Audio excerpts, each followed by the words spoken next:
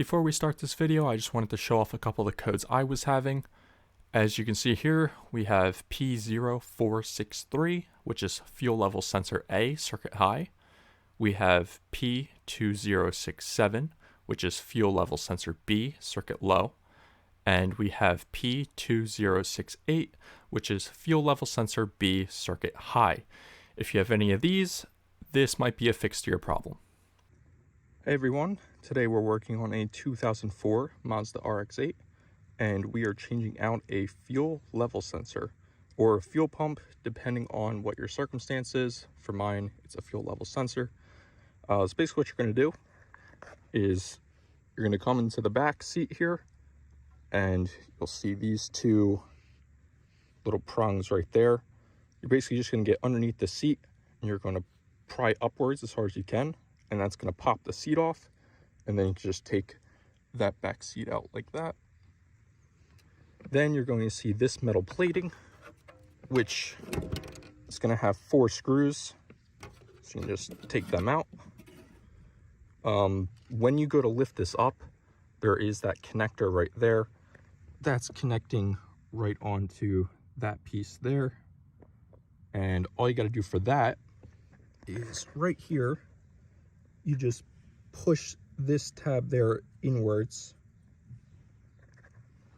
and that should pop out of there. Then you can see I cleaned around a little bit just to avoid any contamination in the fuel when we pop this off. And the next thing you're going to do is grab yourself some rags, because you're going to need to pop off this fuel line here, and this is held on with this green connector there. All I did was I used a flathead screwdriver, and when it's on, you can just pry underneath one side, it'll pop out, and then you can hold it with your hand, pry on the other side, and that should pop that off. And then you want to set up your rags so that way it's underneath the fuel line.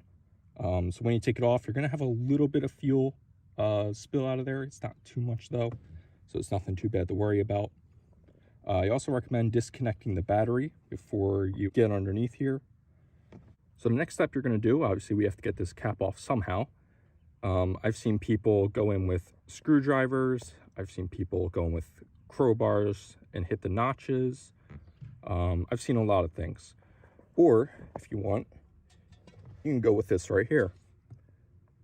This tool is made by Black Halo Racing, and basically the ends here have just enough space to clamp right onto the fins of the cap. So you're going to put these on the sides like this, and you're going to hold in the middle there, and you are going to pull this way. So counterclockwise, you're going to spin. Also in here, you're going to see 2 little locking latches here. So that one there, and on the other side, you have that one right in there. It's a little bit hard to see. Basically, you can just go in with a flathead screwdriver and you just pry them back a little bit, and that should, as long as they budge back a tiny bit, you should be good. That way, when you're spinning the cap with the fins off, they're kind of out of the way, because without that, you're just going to be spinning. Those locking latches are obviously going to be in place, and it's not going to go anywhere. And you also risk breaking them. And if you're already in here doing this stage, you've noticed they are pretty expensive, so don't want to be breaking them. Now, when you go to spin this, you have about a 50% chance of getting lucky here.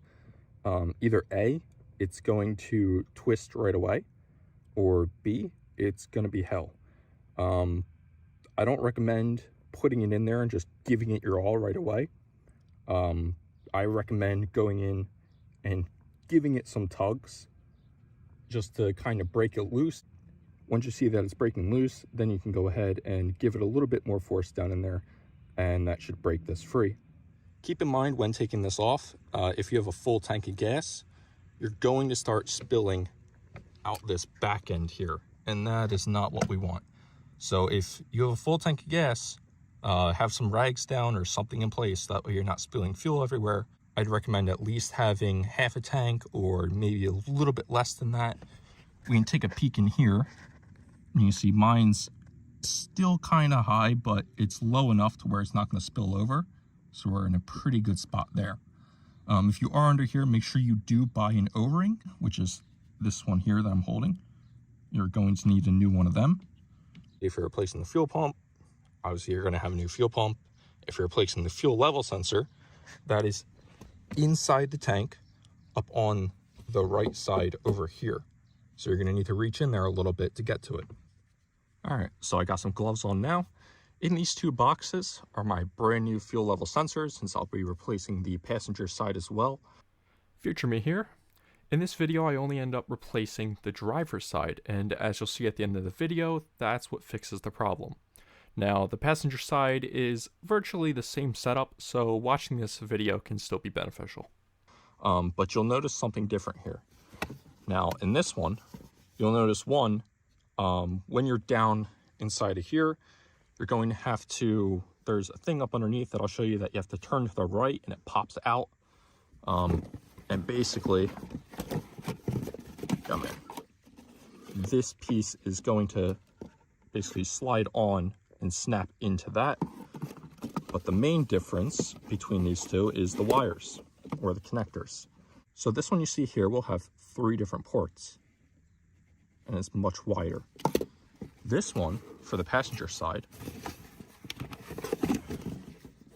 should be kind of a green color, and you'll see it only has 2 ports. So keep that in mind when buying these. Passenger, 2 ports. Driver side, 3 ports. Now, this is my gasket here, or O-ring. So we can get this out of here. And here is the new one that we will be using. But for now, we'll put this back in the box to keep it safe, because we'll need that once we're reassembling.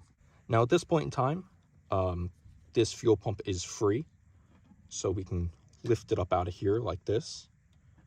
You're going to have a line, that black line down there, so you're going to have to move that out of the way, and you can't just pull straight up. This is still going to be stuck in there because there's a couple connectors that we have to take off before we actually take this fuel pump out. So I will show you them now. A nice quick little tip when doing this: when you're pulling the fuel pump out, it's going to have fuel up inside it and it's going to start spilling out. Make sure you have some sort of like bucket around, or you can take like a milk jug and cut it in half. Just make sure you have some things, that way when you take it out, the fuel is going in the bucket. That way we can make sure it's not going all over the place, it's not spilling all in here and all that, and then the car's going to smell like gas for the next couple of weeks or so. It's just not worth it. Make sure you have some sort of bucket to hold that fuel. So like I said, before pulling the fuel pump out fully, we're going to have some wires to disconnect. You'll see this red one here connecting there. We want to go in and disconnect that wire. Now that I have that wire disconnected, this is for the fuel level sensor. As you can see, it may look familiar to what I showed before, where we have the 3 ports. So this, we just want to move off to the side like that. Also, sometimes this black line here may get caught on the edge of the fuel pump. You just want to stick your hand in there and move that off.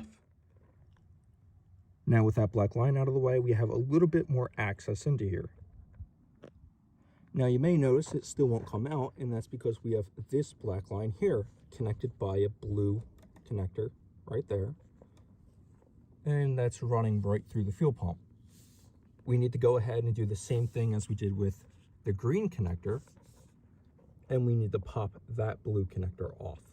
Now I hope you don't have the same trouble I had, where I had this side piece actually pop out on me, which made this job a whole lot worse. Also, normally this black piece is wrapped around in a specific way up under here, which I will show you when we reinstall, but it wasn't that way, which leads me to believe that at some point this was already opened and possibly replaced, or the fuel sensor was replaced at some point. All right, I've popped that side back in. Before we take it out, we're just going to let it sit here for a little bit. That way we can just let any excess fuel spill off of there, so that way we're not dragging it into the car, and there will be less fuel in the bucket. right in the back there, you may see a little white piece right up under there. That is where your fuel level sensor is housed. So we're going to need to go in there and twist it to the left. Okay, so let me tell you what happened here.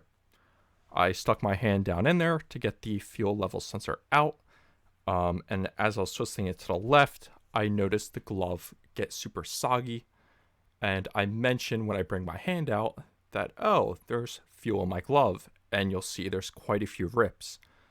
Well, it turns out gas does not like latex gloves.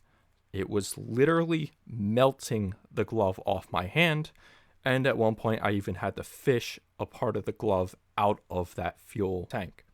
So if you're going to wear gloves, find something else. Do not wear latex gloves like I did. Don't be like me. After they fell apart, I went in with my bare hands and I just took it out of there immediately after I went inside and washed my hands really, really good because it started to burn. So if you're going to do this, find different gloves or do it quickly.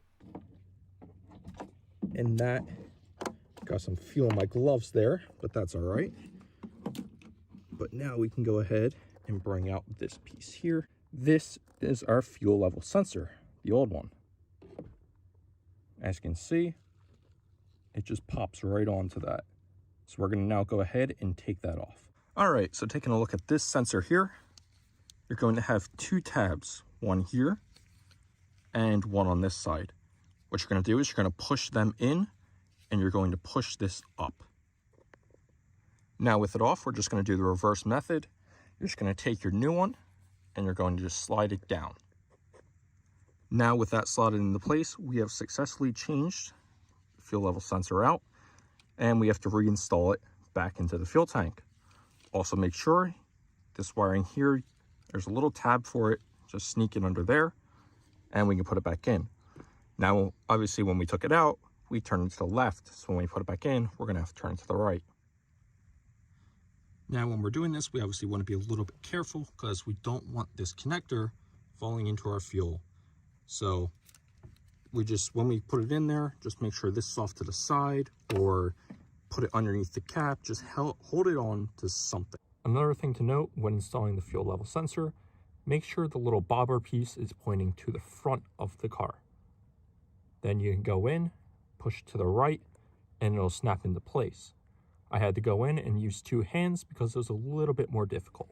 Now it's time to put the fuel pump back in the car. I went ahead and just cleaned it up a little bit more. And you see down there. So when we put this back in, like I said, that black wire has to be in a certain position. So it connects right onto there. It's actually going to come up through here, wrap around to the other side, and then come down on it. At this point, before we put it back in as well, we can also go ahead and change out that gasket. And as we're putting it in, we can also put the new connector on. So your finished product should look a little something like this. Where this gap is right there, is kind of where you want to run your lines. Once you get it in there, the wires for your fuel level sensor can just creep through. That gets plugged back on there, and you basically want to take that line, snake it through there, and then snake it around to the other side. You don't just want it running straight through. So with that, everything's connected. We have that connected back onto there, like so. And now we're to the fun part. We have all the new stuff installed. This you want to put right back in the same place as it was, but you can see there's a lot of gap here. That's because the cap is what holds it down. So you can see if I put it like this, right where it was right here, just about. And you see if I hold that down, it's going to be like it was never moved. But if you let go, it comes back up. Now that we're ready to reinstall, you can go ahead and you'll notice you can push this down, and that's those springs in there. But this line, this arrow, I'm going to point it right towards there. There's a little indent where the brake is. You put that, point it right towards there. And then when we put the cap on, you'll notice there's words that say max. And on the other side, you'll see start. Well, if we go to the cap here, on this, there's a little triple thing here. And if we look on the inside of where that triple piece is, you will see the start of the thread. So we want the orientation to start there. So once it's pushed down, push the cap on, and then we can start rotating. So let's go ahead and reinstall this. Then we can pop this line back on, pop the green piece back on, and finally we can pop our connector here back on. Then we can hook the battery back up. We can turn the key and see if it worked. All right, so once you get it, I was actually able to hold onto it like this and then spin it like with 2 fingers right here and just do it this way. My triple one, where is it? There it is. This actually started, it clipped in right about here, right past the start line. It was more here is where mine met. So yours may start here, yours may start somewhere in this region. You'll feel it, like if you go counterclockwise with it and you're turning it, you'll actually feel, if you're holding it down, you'll feel a pop and you'll know you're ready to start screwing it on. So right now it's just hand tight. I'm gonna go back in with the tool and I'm gonna put it on here. We're gonna tighten this up and then we're gonna be able to put our line back on and connector. All right, so one thing I noticed when screwing it on, I actually went and, as I was getting it tighter, this arrow here, I actually off-centered and put, once it was almost all the way tight, you're still able to spin this a tiny bit. I went and off-centered it to about here, so that way the final turn was able to get me right where I needed to be. And after that, it should stop moving and it should allow you to tighten it down the rest of the way. As you can see, I have the line back on with this back in place. So the last final thing we should be able to do, take our connector, pop that back on, screw this back on, and we should be able to fire her up. All right, guys, we got the battery hooked up again. So we're gonna go in with the key. Let's see what happens. We're not gonna fire her up, we're just gonna turn it to the on position. And look at that. Before, this was just all the way to the floor, red, and now we have our fuel. Look at that, guys. As you can see on the screen now, we have our fuel level back and reading correctly. If yours is still at the bottom and still in the red, then it's most likely you may have to change your passenger side. If neither of those fixes it, then you're most likely going to have to look into wiring. As you saw in the beginning of the video, I did leave some codes that I was having. So if you are having the same codes I am, it's most likely going to be the sensors. But after that, I would definitely recommend going to your local Mazda dealer and having them take a look, because it may be due to wiring. It is really that simple. Well, as simple as you want to call it. But that's all for this video. I hope that helped out a lot more. I noticed on YouTube a lot of other videos don't really go over the full explanation on how to do this. So I thought I'd give you guys my expertise as much as I have. And I hope this helped out. I hope I detailed everything. If you have any questions, definitely let me know in the comments. I'll be more than happy to answer them. And yeah, that's all. Thank you guys for watching. Just as a little extra thing, if you guys want part numbers, here's this one. And here's the one for the gasket right there. And here is the passenger side one right here.